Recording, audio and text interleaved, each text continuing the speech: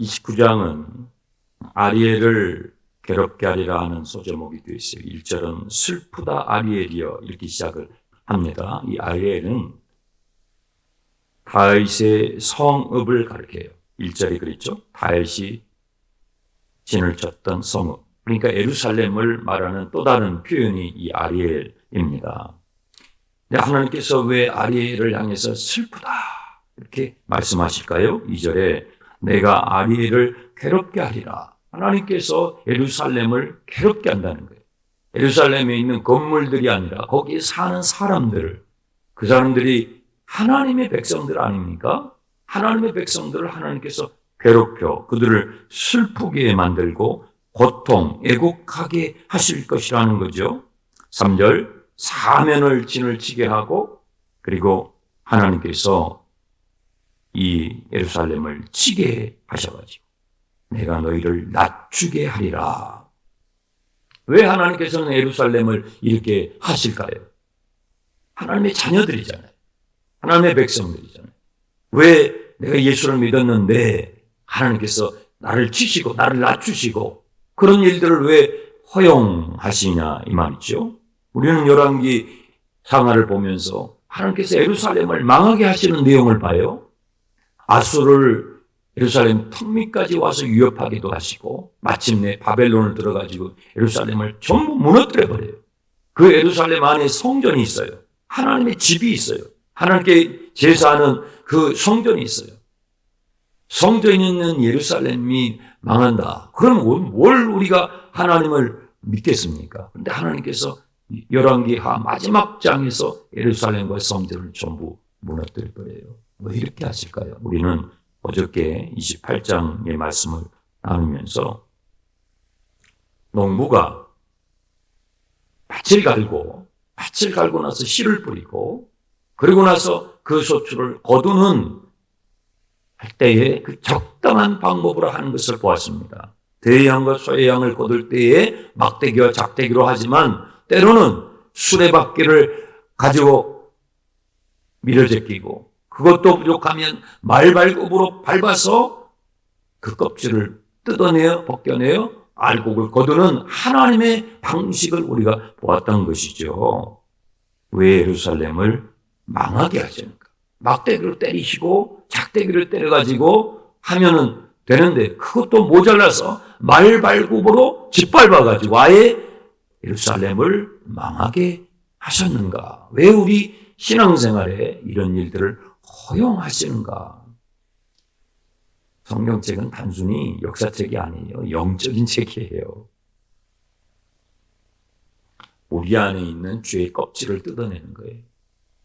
우리 안에 있는 이 악한 견고한 진을 무너뜨리는 예루살렘 성을 무너뜨리게 하시는 것처럼 내 안에 있는 어둠의 진들을 무너뜨리시는 하나님의 지혜예요. 하나님의 지혜.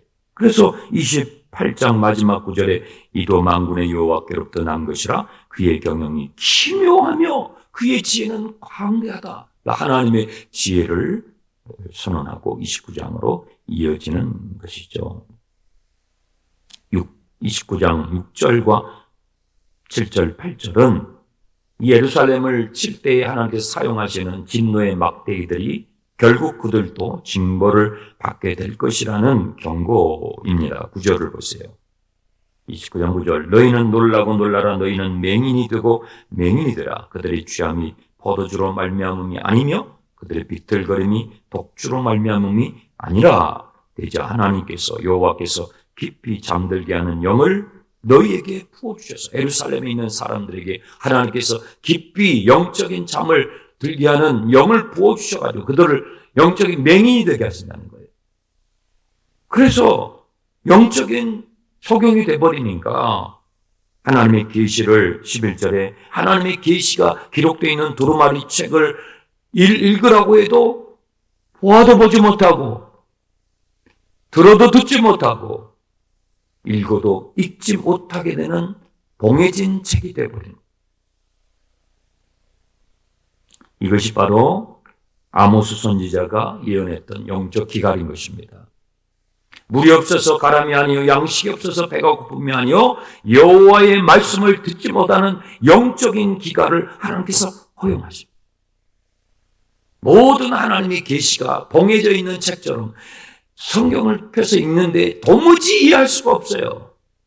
내 눈으로 내가 읽는데도 이게 무슨 뜻이지?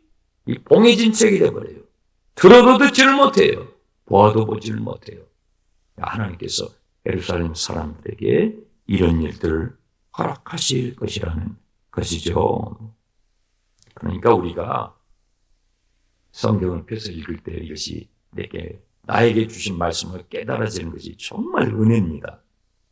여러분이 하나님 말씀을 지금 듣고 계시지만 이 들을 때에 이것이 그냥 흘러가는 옛날 이야기가 아니라 오늘 나에게 주시는 영원의 양식으로 내 속에 싹 스며드는 이것은 놀라운 하나님의 은총인 것이죠. 왜 하나님은 이런 영적인 기갈을 허락하실까요? 13절 주께서 이르시되 이 백성이 예루살렘에 있는 하나님의 백성들이 입으로는 나를 가까이 하며 입술로는 나를 공경하는 것 같지만 그들의 뭐예요? 마음은 내게서 멀리 떠나 있고 그들이 나를 경외함은 사람의 계명으로 가르침을 받았을 뿐이라.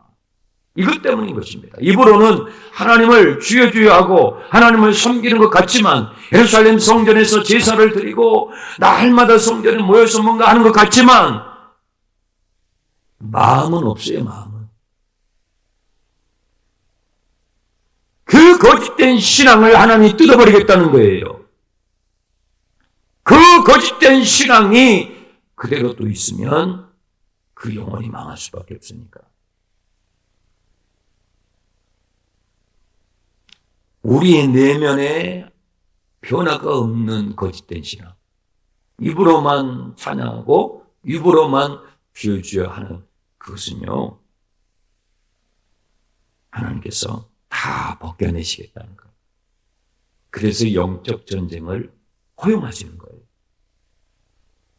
14절 보세요. 그러므로 내가 이 백성 중에 기이한 일 곧 기이하고 가장 기이한 일을 다시 행하리니 그들 중에서 지혜가 없게 되고 명철자의 총명이 가려지리라. 자기의 계획을 잘 보세요. 자기의 계획을 여호와께 깊이 숨기려 하는 자들이 있어요. 자기의 행사를 하나님 앞에서 깊이 숨기며 살려고 하는 사람들이 있어요. 하나님 이걸 뜯어내겠다는 거예요. 우리 내면 안에 아주 꼭 숨겨놓고 있는 것들이 너무 많잖아요. 이건 하나님도 모르실 거야. 그 하나님이 다 뜯어버리겠다는 거예요. 예수를 믿는 것은 교회만 왔다 갔다 하는 그런 게 아니에요. 성경집 펴가지고 거기서 도덕적이고 윤리적인 어떤 그런 단편적인 것을 얻고 신앙생활 그것이 아니에요. 우리의 존재를 하나님의 형상으로 회복시키시는 것이 구원이에요. 그래서 하나님 앞에서 우리가 깊이 숨기려고 하는 것들이 많이 있잖아요. 많이 있죠. 그들의 일을 어두운 데서 행함에 이르기를 뭐라고 그래요? 누가 우리를 보랴? 누가 우리를 알랴? 하나님도 몰라. 하나님도 내가 한 이 어두운 일에 숨어서 몰래 한 이가 하나님도 몰라. 아무도 몰라. 어찌 하나님이 모르시겠어요? 16절 너희의 패역함이 심하구나.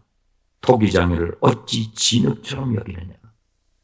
그것은 마치 토기장이신 하나님을 진흙덩어리로 취급한다는 거예요. 우리를 창조하시고 우리를 지으신 우리의 인생을 빚고 계시는 그 하나님을 한낱 흙덩어리로 취급하는 거랑 마찬가지라는 거예요. 하나님은 우리 속에 있는 모든 깊은 것, 우리가 숨겨놓은 걸 다 알고 계셔요.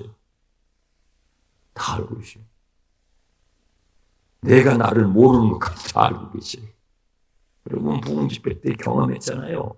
여러분 속에 그렇게 흉측하고 망측한 것들이 다 꼭꼭꼭꼭 쟁여져 있는 거예요. 그걸 다 하나님 뽑아내신다는 거예요. 그것이 구원받은 그리스도인들이 성화되어가는 과정 가운데서 주님께서 실제적으로 우리에게 허락하시는 영적인 싸움이에요. 영적인 싸움을 붙이는 거예요. 그걸 다 뜯어내시는 거죠. 16절 너희의 패역감이 심하도다. 토기장이를 어찌 지는같이 여기겠느냐. 시험을 받은 물건이 어찌 자기를 지은 이에게 대하여 이르기를 그가 나를 짓지 아니하였다 하겠으며 빚음을 받는 물건이 자기를 빚는 이에게 대하여 이르기를 그가 총명이 없다 하겠느냐. 하나님이 총명이 없어서 하나님이 지혜가 없어서 내 속에 꼭 그 숨기고 있는 걸 이건 모를 거야. 이건 모를 거야. 그런 일은 없다는 거죠. 하나님을 속일 수 있는 것은 없습니다.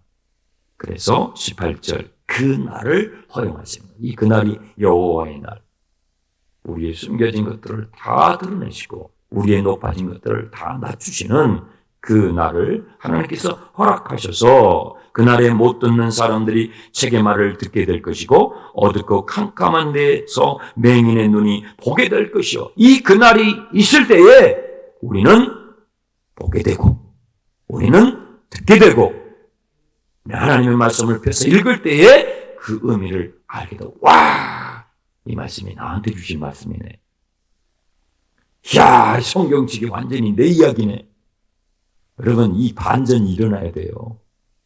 그럴 때 어때요?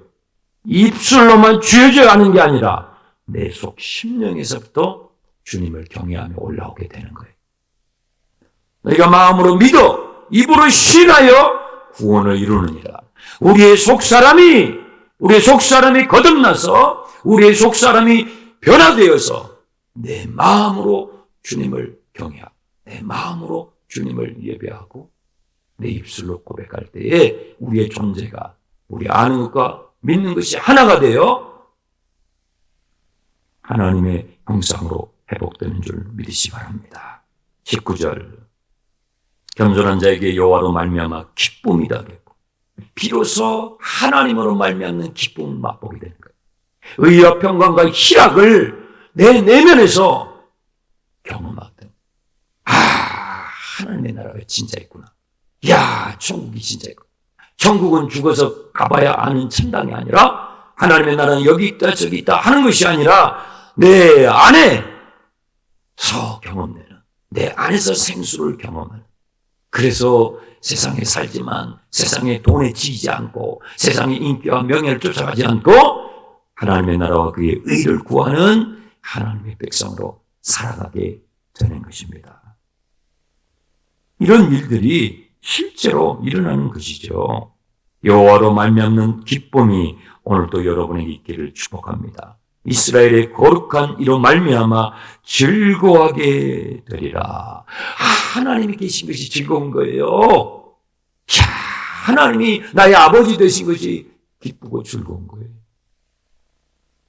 세상이 모르는 기쁨을 맛보게 되는 것이죠. 22절 그러므로 아브라함을 구속하신 여호와께서 야곱의 족속에 대하여 이같이 말씀하시되 야곱이 이제는 부끄러워하지 아니하겠고 하나님께서 믿음의 조상 아브라함을 구속하셨던 것처럼 그의 후손인 이삭과 야곱도 또 그의 후손인 이스라엘 모든 백성들도 아브라함을 구속하신 것처럼 우리 한 사람 한 사람을 그와 같이 빚어 가신다는 것이죠. 그리하여 우리를 부끄러워하지 않는 부끄러움 없이 담대한 하나님의 자녀가 되도록 우리를 회복시켜 가신다는 것이죠. 23절 그의 자손은 내 손이 그 가운데 행한 것을 볼 때에 나의 이름을 거룩하다 하며 야곱의 거룩하신 하나님을 거룩하다 하며 이스라엘의 하나님을 경외하게 만들리라. 하나님이 정말 거룩하신 분이구나. 하나님은 살아계실 뿐만 아니라 그 하나님은 거룩하신 분이구나. 그래서 하나님은 우리를 거룩한 하나님의 형상으로 만들어 가시는 분이시구나. 그리하여 이스라엘의 하나님을 마음을 다하여 경외하게 하여 24절 마음이 온매하던 자들도 이제는 총명하게 되고 원망하던 자들도 교훈을 받으려. 하나님께서 나를 막대기로 때리시고 작대기로 때리시고 그것도 모자라서 막 수레바퀴가 내 가정이 지나가게 하시고 막 말발굽이 와가지고 나를 짓밟을 때 얼마나 아파요. 얼마나 고통스러워요. 그런 영적인 전쟁 가운데 나를 던져놓을 때 얼마나 고통스러워요. 하지만 그런 일들을 경험함으로 인하여 나에게 총명이 돌아오고 내가 이제는 사람의 교훈이 아니라 하나님의 교훈을 받는 사람. 모든 성경은 하나님의 감동으로 된 것이니 뭐예요? 교훈과 그 교훈은 뭐예요? 사람의 교훈이 아니에요. 하나님의 교훈. 오늘 나에게 필요한, 오늘 하루에 필요한 지혜죠. 교훈과 책망과 오늘 내가 받아야 할 책망이 있죠. 교훈과 책망과 바르게 함과 의로 교육하기에 유익하니 이는 하나님의 사람으로 뭐예요? 온전케 하여 모든 선한 일을 행할 수 있는 능력을 갖추게 하려 함이니라. 바로 그 일을 주님께서 오늘도 우리에게 행하실. 교회만 왔다 갔다 들락날락하는 그냥 입술로만 주여 주여. 내면에는 아무런 변화가 없고 속사람은 다 죽어가는데 속사람은 기쁨도 없고 하나님의 말미 없는 즐거움도 하나도 없고 의와 평강도 희락도 없는데 그저 입술로만. 그런 신앙은 공허하기 짝이 없어요. 그런 거짓된 신앙 하나님 다 뜯어버린다는 거예요. 예루살렘을 멸망시켜서라도 하나님의 백성들을 하나님의 백성답게 빚어가시는 토기장이신 하나님. 그분이 우리 아버지시기 때문에 우리는 그 하나님을 믿고 우리 인생을 맡겨드릴 수가 있는 것이죠. 자, 기도카드 꺼내세요.